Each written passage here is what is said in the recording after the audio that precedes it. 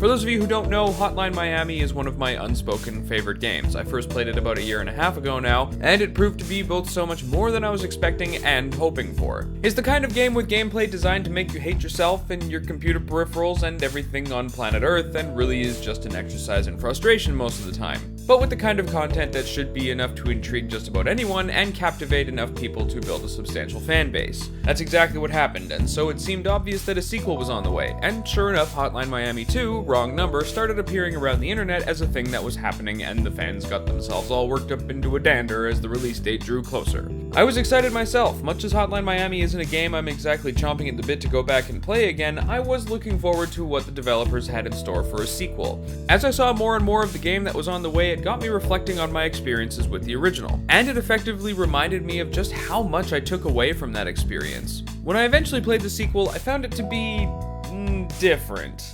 It confused me at first, as it seems to have confused a number of other gamers as well. The overall response to Hotline Miami 2 has been mixed to tepid at best. Despite reviewing quite well, gamers have found more than a few issues to decry about it, and it's proven to be a divisive game even in my own social circles. Saddest day of my life right here.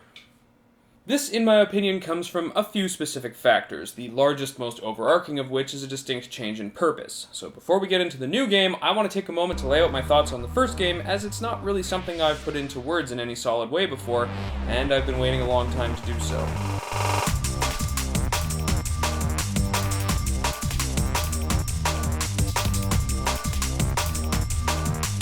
Hotline Miami looked to me like an ordinary blood and guts shoot 'em up, with the only real draw being its sprite-based aesthetic and retro-style presentation. There are plenty of those out there, thank you, and based on the kinds of games I usually play, it didn't really make the top of my priorities list. I kept hearing, however, all of the people telling me it's one of the most notable games to have come out recently, and one of the most thought-provoking games out there today. I saw lots of videos describing the detail, the intensity, the style, the story, the soundtrack, always the soundtrack. If you don't mention the soundtrack, it's not a Hotline Miami video, so I'm gonna get that out of the way right now. The soundtrack is fantastic, and the finesse with which the game pulled it all off so swimmingly. When I finally had some free time, I installed the game and began my descent into insanity, and now I'm one of the people singing its praises. The game is the blood and bullets fueled thrill ride everybody said it was going to be. It's incredible how much of each they managed to pack into this game. There is very little game time that does not have you mercilessly beating down and killing people who may not necessarily be entirely innocent, but are more or less minding their own business in the moment. Instructions are left on your answering machine each day, and though they are cryptic and seemingly nonsensical, they always lead back to the ultimate goal of each level: complete and total slaughter of everyone in the chosen location. What follows is a blur of movement, bullets, and blood as you enter the building and attempt to carry out your orders. Most enemies will go down fast enough with a single gunshot or strike from a blunt object, and failing that, getting up close and personal will finish the job in a very focused and gruesome manner. The gameplay is almost always tense and action-packed, requiring you to rely on your fast twitch reflexes to avoid getting done in yourself. The game does not favor you in the slightest. One misstep, one attack from an enemy will leave you as dead as your path of destruction. Even formulating a strategy will only work most of the time, as there is the slightest tinge of random in every attempt. As such, the game allows for rapid-fire retries, making the fulcrum of play short-round attempts rather than arcing, multifaceted missions. I can recommend this game. It's interesting and well put together, to say the least, and it should resonate well with anybody who's interested in games with deeper themes or implications, or even if you're the masochistic, the game is in the challenge type who's looking for another merit badge in anger management. But under no circumstances am I promising that you will find this game fun. I mean, you might, I don't know, but I know I certainly did not. Frankly, I'd rather go to the dentist. I'll admit I'm the kind of person who's actually probably more into playing one of these, so some of you will be wondering how I managed to finish this thing and how it wound up amongst my favorite games.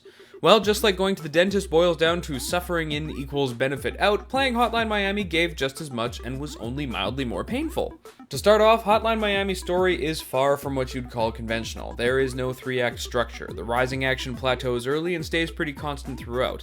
The hero's journey is thoroughly elsewhere, and depending on the ending you get, we don't even really receive an explanation for what's going on, or at least not the one you're expecting. Yes, there are 2 endings in this game, one a bit more detailed than the other, but for all intents and purposes there are a lot of loose ends that could lead the player into all sorts of different places interpretation-wise. Jacket is your standard silent protagonist character. A lot of the time, silent protagonists will at least be tangentially part of some larger story going beyond the borders of the game, such as Chrono Trigger or Half-Life. There is usually at least some backstory to show us how they got to this point, even if it's just implied. Other characters will contextualize their place in the story, perhaps citing specific incidents from the past, or making implications about the character's personality. But in Hotline Miami, there's nothing. No name, no backstory, we don't even really get an inciting incident. We get a tutorial, followed by a vague and creepy conversation with some unexplained individuals, then Jacket begins the game proper. He is in his apartment, he receives a phone message, and promptly becomes the hurricane of blood and gore we all know and love. The only character who shows familiarity with Jacket seems to only know him from a customer-purveyor relationship, the kind we only ever see them interacting within. The only indication we get that Jacket is new to this line of work is when he can't keep it together in a back alley after his first assignment when things go wrong. Now, there are plenty of critics and reviewers out there who will be quick to point out that the story doesn't matter, and thus Jacket's presence as a character in it is tangential at best. The game's narrative itself says as much when we reach the end of the game. By this time, Jacket has completed his single-minded revenge romp following the murder of his girlfriend and attempted murder of himself, and we resume playing the game, but this time as Helmet, a fellow phone message-based hitman on a quest for answers more than anything else, who in fact we dispatched as Jacket just a few missions previous. During Helmet's segment of the game, we relive the events in which Jacket killed Helmet, and in fact the reverse happens. Since the beginning of Helmet's story, we've experienced a major shift in the game's purpose, focusing less on the questions the game makes us ask, and more on whatever answers there are for us to find. The missions are simpler and redesigned with close combat situations in mind, there is actual dialogue, and Helmet finally throws the player a bone by actually seeking to find out what's happening once and for all. Helmet's answer comes to him when he locates two characters known only as the Janitors, who are responsible for the phone messages and are obviously a pair of self-insertion characters by the developers. If you strive for and achieve the quote-unquote real ending of the game, which is thoroughly hidden from us, the ending provides actual information, but our avatar dismisses it without our input.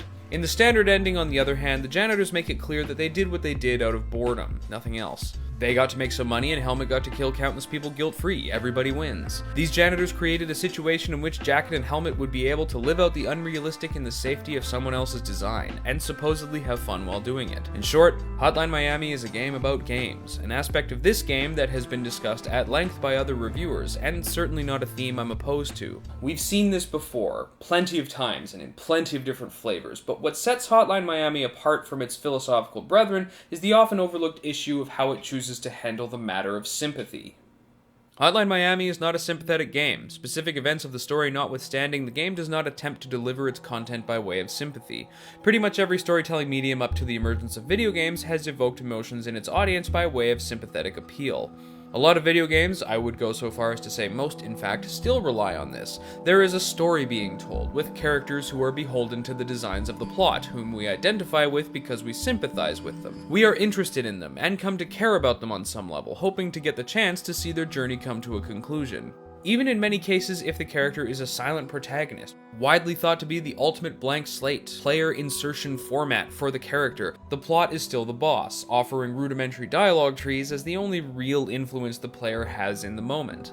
But in Hotline Miami, there is none of this. Removing the matter of sympathy places us squarely in Jacket's shoes. We are no longer observing. What happens to Jacket happens to us, which is made interesting when we consider when we get to become our murderous avatar. When the game shows us anything, it's always right when we join the action, specifically when Jacket presumably finishes going about his daily business. It can be implied that Jacket keeps to himself mostly, his apartment is thoroughly lived in, and only seems to get worse as the game goes on. But when we take over as Jacket, when we once again see what the game shows us, it's always right when Jacket is ramping up into his nightly dips into destruction, and ends again when we are winding down from the night's events. For all we know, Jacket may show character and act more like the NPCs we meet along the way, only to lose it when the player takes over, like a blackout or an episode of some kind. The player only seems to matter when instructions appear on the answering machine and Jacket obeys. Instructions appear on the screen, the player obeys.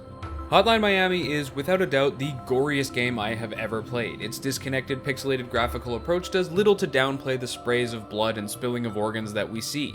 Aside from that, the game uses bright, distracting colors and obtrusive driving, sometimes grating music to inflame the senses and misdirect your thinking. The environments and gameplay invoke agitation and frustration. It hampers critical thinking while forcing your brain to go in several directions at once. Even the way the game is structured, a fast-paced, high-tension storm of blood and violence that is liable to end just as quickly quickly as it began had me flustered and even almost distressed, waiting for the momentary break in the action following death only to get it all started again. I began to think of this game almost like an insanity simulator, trying to drag us down to Jacket's level, and the state of mind required to carry out such unthinkable actions. And it's kind of scary how accurate this feels to me. I mean, the play of the game can be boiled down to trying the same experiment over and over again until a new result appears, pretty much enabling the colloquially popular definition of insanity. The game lies to you, telling you guards are predictable, which is true until the 1 or 2 times when they aren't. They remind you over and over again to not be afraid of dying, because dying has no consequence. The game is built for us to approach violence in such a single-minded way as to block out any outside influences, but I will not say that this violence is glorified. At the end of each mission, the action snaps you back into reality with quiet, muted music as the game forces you to walk back through the carnage you've just caused, almost offering the player a moment to come to their senses and take a real look at what we've just done, dragging our grossest mental insides out into the open for us to stare at, almost daring us to ask why. It's pretty obvious that Jacket's story depicts a descent into madness, both in the mechanics and what we can find of a story in this game. How telling it is then that the descent begins when we, the player, enter Jacket's life and routine. The actions that supposedly push him closer and closer towards the edge, his nightly romps through the Miami underworld, are all of the actions carried out by the player. The longer we influence Jacket, the more his life and mental state start to unravel. Before long, we start to see eviscerated bodies during Jacket's regular routine, who are also capable of speaking to us, becoming characters in the situation, pushing home our avatar's unhinged mental state. Ultimately, I think Hotline Miami goes beyond simple game-as-a-game observation, going one step further to become a commentary on the nature of modern gameplay and its relationship to the player, eschewing the weight or import of the story and instead showing us what we're capable of given the opportunity. The game basically turns us into the voices in Jacket's head, or all of his darkest impulses taking over. Is it any coincidence that Jacket is shaken and disturbed by his actions in the first mission, the scene in the back alley a symbolic relinquishing, however unwillingly, of the last semblance of his independence or sympathy, surrendering entirely to the will of the player? Is there any way to see Helmet's section of the game as anything other than a rushed, annoyed concession on the part of the developers, adding up to the narrative equivalent of a dismissive wave of the hand, as though telling us to get stuffed, you already saw everything you need to see? I've always thought of horror as the kind of narrative that will force you to come to terms with your own darkness, and Hotline Miami certainly did just that for me. The game successfully pulled me into the unquestioning manic energy it demanded, and it's also the first time a game has ever gotten me to think critically about the violence I was participating in. It incentivizes brutality like any other violent video game, sure, but not before reminding you of what it took to get that score. The stark door-in-the-face ending reminds us that all this game does is provide a framework. Your reasons for playing the game were your own, regardless of why you did it, be it for conformity, status, or it just seemed like a thing to do. This is how you got there. Hotline Miami was not an easy game for me to stomach in so many ways. While I don't think the game is necessarily fun, I do think it's engaging and well worth playing. I was shocked at how much this game spoke to me, and I couldn't wait to see its follow-up. But, like I've said before, what we got was a totally different experience, one that will have to be discussed another time. Sirs and madams, thank you for watching, it's been fun, and I'll see you next time.